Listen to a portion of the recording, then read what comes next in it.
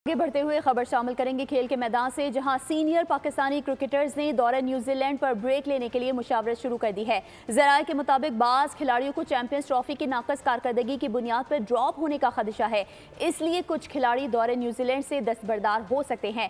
शाहीन शाह अफरीदी, हारिस रऊफ, नसीम शाह और बाबर आजम को ड्रॉप करने की इतलात है।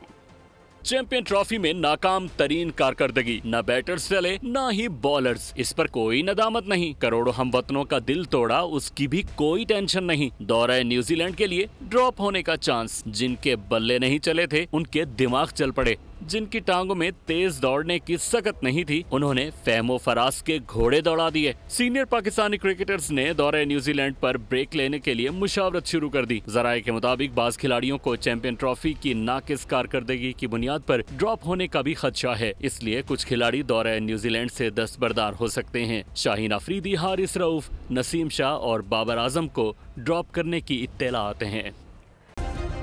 सब्सक्राइब करें और बेल दबाएं ताकि कोई खबर रह न जाए।